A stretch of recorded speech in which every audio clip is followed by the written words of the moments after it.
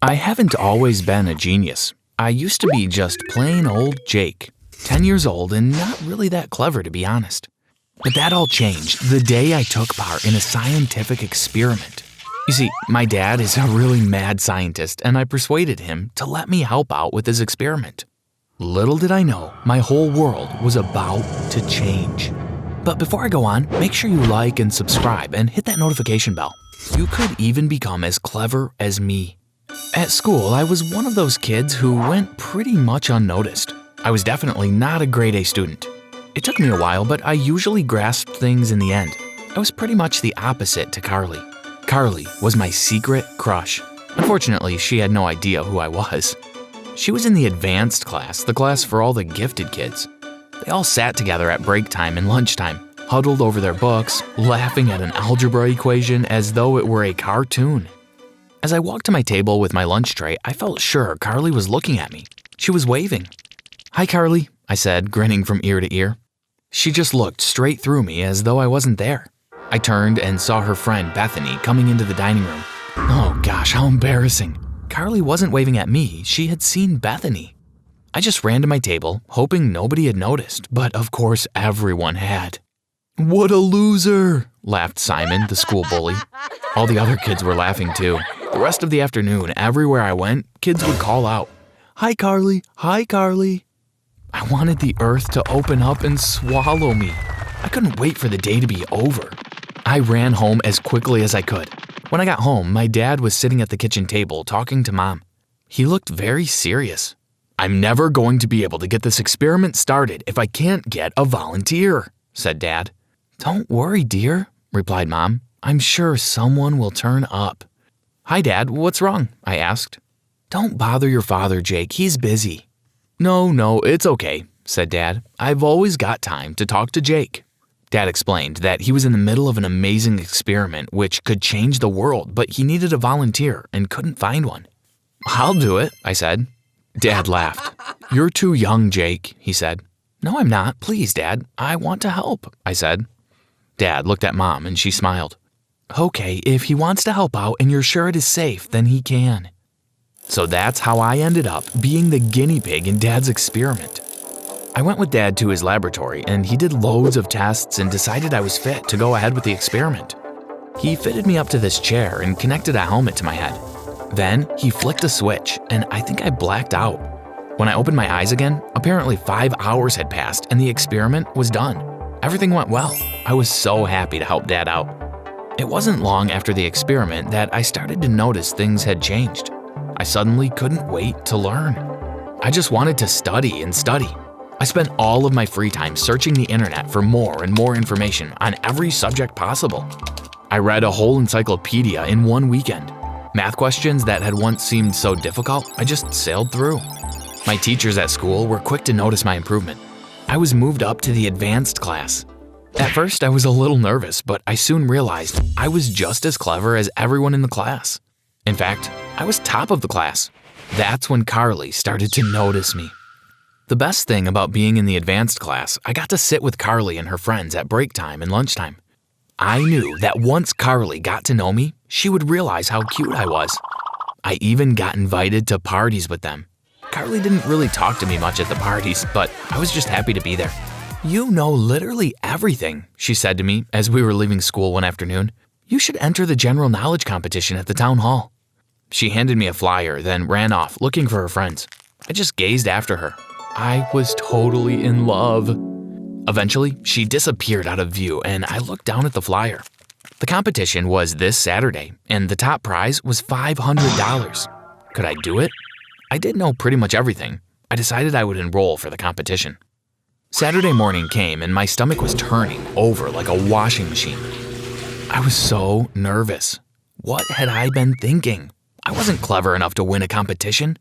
Dad drove me into town and dropped me at the town hall. "Good luck, Jake," said Dad. "Remember, it's not the winning, it's the taking part." I knew Dad didn't have much faith in me. Why would he? I had never really had a good school report. If I couldn't get a grade A at school, how was I going to win a competition? I arrived at the town hall nice and early. I found the man at the desk and handed him my entry form. He took it from me and told me to go take a seat in the waiting room until my name was called. There were about 20 other kids sitting there. Some of them were just sitting there calmly, while others were frantically reading through their handwritten notes. Last-minute revising, I guess. "Hi," said the girl sitting next to me. "I'm Sarah. Haven't seen you at any of the competitions before." "It's my first one," I replied. "You'll be fine. Oh, that's my name," she said as she stood up to go. "See you on the other side." Eventually, my turn came around. I went into the room, and in front of me was a panel of judges. They asked me 50 general knowledge questions. I got them all right. They looked a little surprised, but told me I was through to the next round. The top 10 from round 1 were then in a fast round competition. Quickest one to press the buzzer and answer the most questions correctly would win. I won. I couldn't believe it. $500. It was more money than I had ever had in my life. I ran home and burst into the lounge. "I won! I won!" I shouted to Mom and Dad. They looked up in surprise. "What did you win, Jake?" asked Mom. "I won a competition and got $500, I exclaimed. Mom and Dad looked at each other in surprise. "Well done, Jake," said Dad. "We'd better get you into some more competitions." That's how it all began. It was a whirlwind of competitions, and I won every one of them. Dad drove me from town to town all over the country so that we could enter every competition possible. To be honest, it was pretty exhausting. I sometimes bumped into Sarah at the competitions. "Not you again," she says, laughing.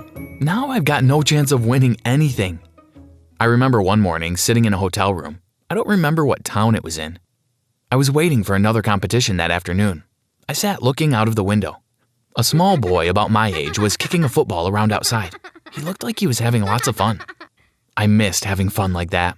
I wished I could have a break from the endless competitions. I sat there dreaming of a time when I might just ride my bike or go down to the beach. I was brought back to reality sharply when Dad walked into the room.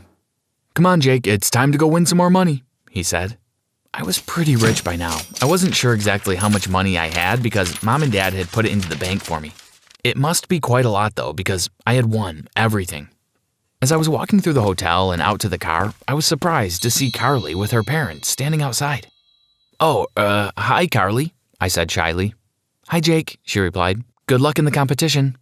She didn't smile when she spoke to me and her parents just whisked her off quickly. When we got to the venue, I looked at the list of entrants. Many of the names were familiar to me. A lot of the kids traveled around the country to different competitions. But one name jumped right out at me. Carly Brown. What? Why is Carly entering the same competition as me? Surely she knows she can't beat me, I thought to myself. Round 1 went smoothly. I answered every question and wasn't surprised to find out I had made it through to round 2. "Will all the contestants who have made it through to round 2 please go to the dining room for refreshments," said the head judge. I was about to head to the dining room when Carly whispered in my ear, "Jake, meet me around the back of the building. I have something to ask you." My heart was almost beating out of my chest with excitement. Could this be it? Had Carly finally realized that she was in love with me too? I ran over to Mom and Dad who were sitting in the audience. "I'll be back in 5 minutes, I gasped. "Okay, darling," said Mom, "but don't be back late." I ran around to the back of the building. Where was Carly? I looked around me but couldn't see her anywhere. Suddenly, I felt someone grab me from behind. I couldn't see who it was. I tried to scream, but I couldn't. Someone had put their hand over my mouth. "Don't struggle and you'll be safe," said a rough voice. A blindfold was put over my eyes and I was put into a car. What was going on? Was I being kidnapped? My parents weren't rich. Were they expecting some sort of ransom money? Eventually, the car stopped and they dragged me out and sat me down on a chair. "We are going to take off the blindfold now. Don't scream," said the same rough voice. My eyes were blinded by the bright sunlight, so it was difficult to see who had kidnapped me. "What do you want with me?" I asked. "I don't have any money."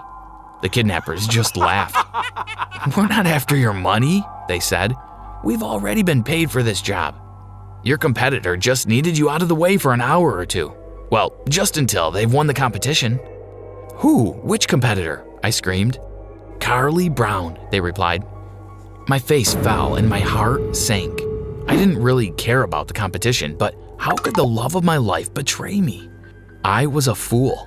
I thought she liked me, but she had been plotting all along to get rid of me. "It's okay, you can let me go," I said. "I won't go back to the competition now." "Oh, not so quick," they said. "We've realized there is something you can do for us. We want you to make us a truth serum." "What are you talking about? Why would you want a truth serum?" "Do you know how to make one?" they asked. "Of course I do," I replied, thinking of a plan. "I know everything. But what do you want a truth serum for?" "We need a truth serum to use against foreign governments. We want them to tell us all of their secrets. Then we will rule the world." These people are crazy. They're never gonna get away with it. But if I'm gonna get away from them, I will have to play along, I thought to myself. "Okay, I will give you all the ingredients you need to make a truth serum," I said. They handed me a piece of paper and I wrote down a long list of ingredients. "There you go," I said. The man glanced at the paper and said to his friend, "You go and get everything that's on this list and bring it back. I will wait here with Jake." We waited for what seemed like an eternity until the man came back with all the ingredients from the list. "Make sure you follow the instructions exactly," I said. They mixed almost everything together until one final ingredient. As the man tipped it in, I braced myself. Bang! It was the sound of a huge explosion. Little did they know, I had given them the list of everything they needed to make a big explosion and break a hole in the wall. As the smoke cleared, I saw their blackened faces, shocked and stunned. It was now or never. I jumped up and ran through the wall and down the street as fast as I could. I didn't stop to see if they were following me. I just ran and ran. Eventually, I ran out of air and couldn't run any further. I darted into a dark alleyway and held my breath. My heart sounded so loud I was sure if they were following me, they would hear it. I waited a few minutes, but nobody came. I peered around the corner into the main street. There was no one to be seen. As I looked the other way up the street, I saw the flashing sign of the local police station. I knew what I had to do. I went into the police station and told the man at the desk everything. "Well, you had better come in and have a nice cup of tea," he said. "You have had quite a day." The police said they would let my parents know what had happened and that I was safe and sound. It seemed like only 5 minutes later, Mom and Dad were rushing through the police station door. "We were so worried about you," cried Mom. "We're sorry we've pushed you so much. You don't have to take part in any more competitions." "But how did you get here so quick?" I asked. Then I noticed Sarah standing behind them. "Sarah followed you when you went to meet Carly, and she saw everything," said Dad. "She knew that Carly was jealous of you and was suspicious of her motives. She saw you being kidnapped and told us everything. We've been at the police station all day."